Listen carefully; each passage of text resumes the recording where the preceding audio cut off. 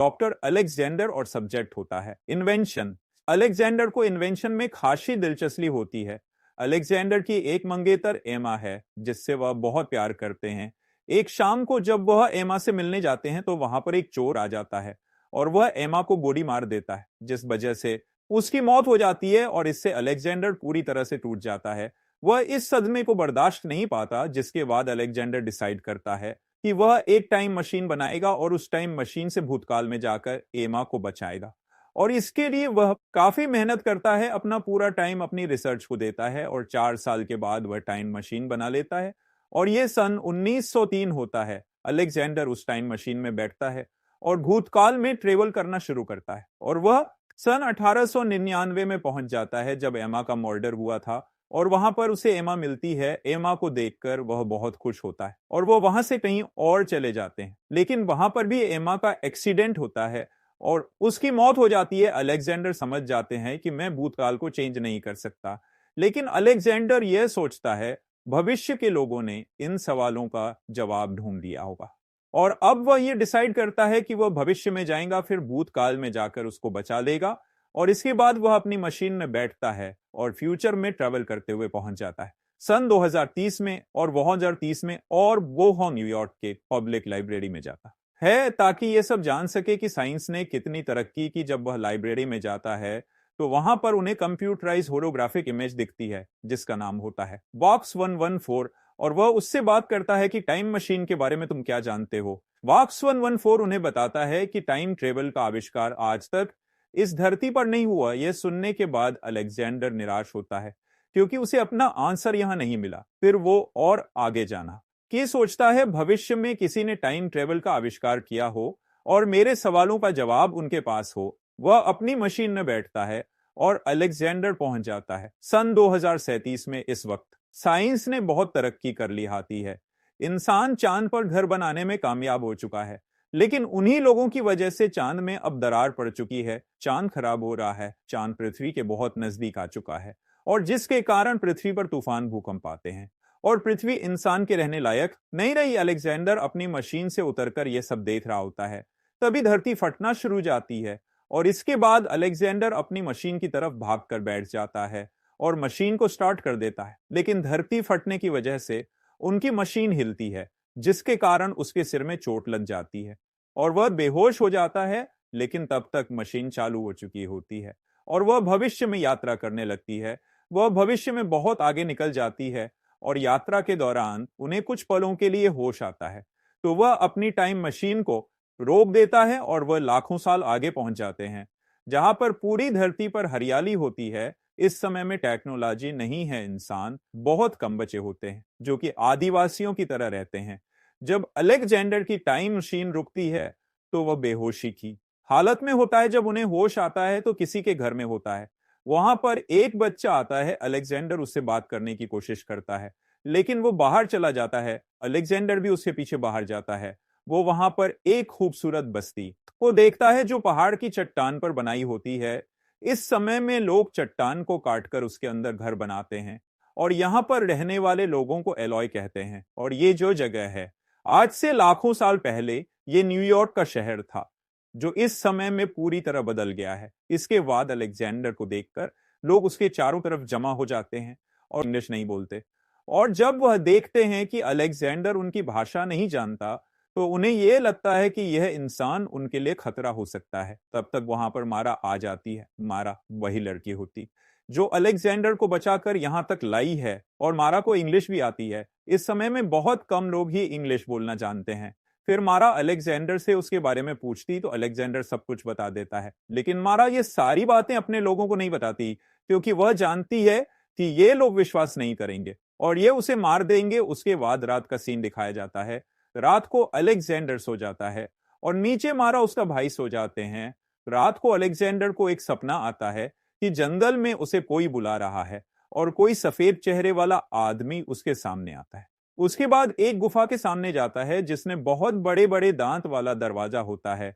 जैसे ही वह आंख खोलता है और अलेक्जेंडर डर से उठ जाता है, उसी समय मारा का भाई भी नीचे डर के उठ जाता है और इन दोनों ने एक ही सपना देखा होता है। जब वह सब उठ जाते हैं तो वो देखते हैं कि अलेक्जेंडर की घड़ी वहां से गायब होती है उसके बाद मारा उसे बताती है कि यहाँ पर जितने भी लोग हैं वह सभी यही सपना देखते हैं।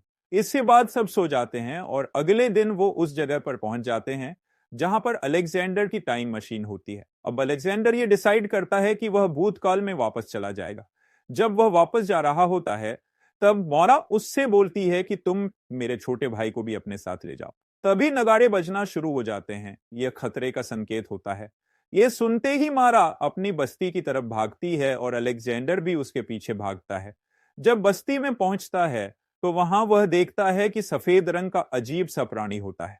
इन प्राणियों को मोरलॉक्स कहा जाता है और यह जमीन के नीचे रहते हैं। जमीन के नीचे खाने के लिए कुछ भी नहीं है, तो ये इन लोगों की बस्तियों पर हमला करते हैं और यहां से इंसानों को उठाकर धरती के नीचे ले जाते हैं। वहां उन्हें मारकर खा जाते हैं। मारा यहां पर इसलिए आती है क्योंकि उसका भाई यहां होता है। अब इसी भगदड़ में मारा के भाई को बचाते हुए एक मोरलॉक्स अलेक्जेंडर के पीछे पड़ जाता है। अलेक्जेंडर वहां से भागता है और वो मोरलॉक्स उसका पीछा करता है। इसी बाद अलेक्जेंडर एक ऊंची जगह पर चढ़ जाता है और वह भी उसके पीछे चढ़ जाता है। फिर वह मोरलॉक्स नीचे गिर जाता है और अलेक्जेंडर उसके ऊपर गिर जाता है। अब अलेक्जेंडर उसके हाथों में होता है, तभी सायरन बजता है और मोरलॉक्स वहां से भाग जाता है। यह सायरन वापस जाने का संकेत होता है और सब एक साथ जमीन के अंदर धंसना शुरू हो जाते हैं। वह लोग मारा को पकड़कर अपने साथ ले जाते हैं। अलेक्जेंडर बोलता है कि हमें मारा को बचाना होगा, लेकिन वहां के लोग बोलते हैं कि हम उनसे नहीं लड़ सकते क्योंकि वह हमसे बहुत ताकतवर हैं और अब मारा को बचना नामुमकिन है। लेकिन अलेक्जेंडर बोलता है कि मैं किसी भी कीमत में मारा को बचाऊंगा। अब वो मारा के भाई से बोलता है कि मुझे बताओ कि ये लोग कौन हैं और कहां से आते हैं। इसके बाद मारा का भाई एक जगह ले जाता है। यह न्यूयॉर्क की वही लाइब्रेरी होती है जहां पर अलेक्जेंडर टाइम ट्रेवल करके सन 2030 में गया था। अब लाइब्रेरी के अंदर जाने के बाद अलेक्जेंडर को वही होलोग्राफी कंप्यूटराइज लाइब्रेरियन दिखता है जो सन 2030 में दिखा था। यह अभी भी अच्छे से चल रहा होता है। अलेक्जेंडर उससे पूछता है कि यह लोग कौन हैं जो जमीन के नीचे से आते हैं और लोगों को उठाकर ले जाते हैं। वह बताता है कि जब चांद खत्म हुआ था उसके बाद कुछ लोग जमीन के नीचे चले गए थे और कुछ लोग जमीन के ऊपर ही रह गए, और जो लोग जमीन के ऊपर रह गए आज उन्हें एलॉय कहा जाता है, और जो लोग जमीन के नीचे चले गए थे वह हजारों साल तक जमीन के नीचे रहे और उसके बाद वो जमीन के ऊपर इसलिए नहीं आ पाए क्योंकि वह धूप की रोशनी को बर्दाश्त नहीं कर पाते और धीरे धीरे वह शारीरिक और मानसिक रूप से पूरी तरह बदल गए और आज उन लोगों को मोरलॉक्स कहा जाता है। जमीन के नीचे खाने के लिए कुछ नहीं होता, इसीलिए ऊपर ये मानव की बस्ती में आते हैं, उन्हें उठाकर ले जाते हैं और उन्हें खाते हैं।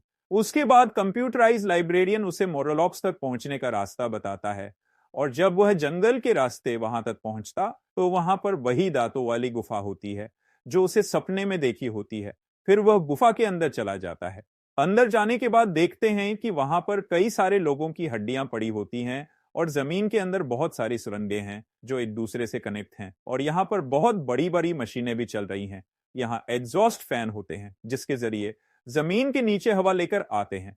ये लोग भी टेक्नोलॉजी को यूज करते हैं। जब वह आगे बढ़ रहा होता तो एक जगह गिर जाता है। उसके गिरने से एक मोरलॉक्स को पता चल जाता कि यहाँ पर कोई है और वह उसे पकड़कर उस जगह ले जाता है जहां पर मारा भी होती है। उसे एक पिंजरे में बंद किया हुआ है और मोरलॉक्स का बॉस पास में बैठा होता है। यहाँ पर मारा बिल्कुल शांत होती है, वह एक ही तरफ देख रही होती है। मोरलॉक्स के बॉस के अंदर बहुत सारी शक्तियां होती हैं और उसने मारा को अपने वश में किया होता है। इसके अंदर दूसरे लोगों के दिमाग को पढ़ने की भी पावर होती है। वह अलेक्जेंडर को बताता है कि यहाँ पर जितने भी मोरलॉक्स हैं उन्हें मैं अपने मन से कंट्रोल कर सकता हूं। इसके बाद वह अलेक्जेंडर को बोलता है कि मुझे पता है कि तुम टाइम ट्रेवल के जरिए यहां तक आए हो और तुम अब वापस चले जा। तुम कितनी भी कोशिश कर लो भविष्य को नहीं बदल सकते। अगर तुम ये सोचते हो कि तुम भूतकाल में जाकर अपनी गर्लफ्रेंड को बचा लोगे और भविष्य में तुम्हारे साथ रहेगी, तो ऐसा नहीं हो सकता। तुमने अपनी टाइम मशीन तभी बनाई जब तुम्हारी गर्लफ्रेंड मरी, और अगर तुम उसे भूतकाल में बचा लेते हो तो तुम अपनी टाइम मशीन नहीं बनाओगे, और जब तुम्हारी टाइम मशीन बनी नहीं तो तुम भूतकाल में पहुंचोगे कैसे। इसके बाद वह अलेक्जेंडर को बोलता है कि तुम्हें तुम्हारा आंसर मिल गया, अब तुम अपनी अपनी दुनिया में वापस चले जाओ। फिर हम देखते हैं कि अलेक्जेंडर की टाइम मशीन भी इसी के पास होती है। वह बोलता है कि अब तुम वापस अपने समय में जा सकते हो। अलेक्जेंडर अपनी मशीन में बैठ जाता है। फिर हम देखते हैं कि अलेक्जेंडर की वह घड़ी जो मारा के घर से गायब हो गई थी वह भी इसी के पास होती है। वह भी इसी घड़ी वापस देने के लिए आता है। तब तक वह अपनी टाइम मशीन स्टार्ट कर चुका होता है। और इसके बाद अलेक्जेंडर उसे टाइम मशीन के अंदर खींच लेता है और उन दोनों के बीच में लड़ाई शुरू हो जाती है। वह जैसे ही अपना चाकू निकालता और अलेक्जेंडर को मारने वाला होता है, तभी अलेक्जेंडर अपने आप को बचाने के लिए उसे धक्का देकर मशीन से बाहर लटका देता है। वह अपने दोनों हाथों से अलेक्जेंडर का गला पकड़ लेता है और उसकी पूरी बॉडी मशीन के बाहर होती है। इसके बाद अलेक्जेंडर टाइम मशीन को भविष्य में भेजने के लिए ऑन कर देता है। जैसे ही टाइम मशीन भविष्य में आगे बढ़ने लगती है, तो उसकी बॉडी जो बाहर होती है, वही बॉडी जो बाहर होती है, वह समय के साथ बूढ़ी होना शुरू हो जाती है और धीरे धीरे जब उसकी टाइम मशीन रुकती है, तो वह करोड़ों साल आगे पहुंच जाता है और वहां देखता है कि धरती पूरी तरह से बंजर हो चुकी है। चारों तरफ उसे मोरलॉक्स की गुफाएं दिख रही होती हैं। वह समझ जाता है कि मोरलॉक्स ने पूरी धरती पर कब्जा कर लिया है और एलॉय सभ्यता का पूरी तरह से खात्मा कर दिया है। अलेक्जेंडर समझ जाता है कि वह अपनी मंगेतर को भूतकाल में जाकर तो नहीं बचा सकता, लेकिन मारा को बचा सकता है। इसके बाद अपनी टाइम मशीन में बैठता है, उसे स्टार्ट करता है और इस वक्त में वापस आ जाता है जहां पर मारा को उन लोगों ने बंदी बना रखा है। अब वापस आने के बाद सबसे पहले मारा को छुड़ाता है। उसके बाद वह अपनी टाइम मशीन को स्टार्ट करता है और उसे भविष्य में जाने के लिए सेट कर देता है। वह अपनी घड़ी की चेन उसकी गियर में फंसा देता है, जिससे टाइम मशीन समय में आगे पीछे ना जा सके और उससे जो ब्लास्ट हो सारे मोरलॉक्स मर जाएं। फिर वह दोनों भागते हैं और उनके पीछे बहुत सारे मोरलॉक्स होते हैं।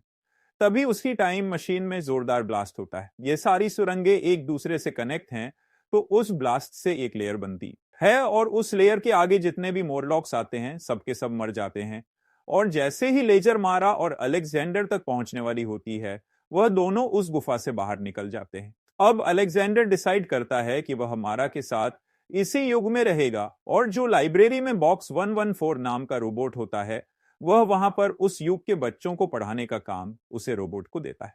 और यहां पर अब अलेक्जेंडर मारा के साथ खुश है और वह इस दुनिया को पूरी तरह से अपना चुका है। वहीं दूसरी तरफ यह दिखाते हैं कि सन 1903 में उसकी लैब में उसका दोस्त डेविड आता है।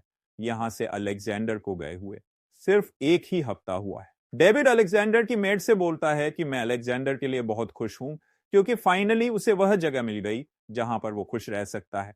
और इसके बाद वह अपनी हैट उतारता और फेंक देता है और इसी के साथ यह मूवी खत्म हो जाती है।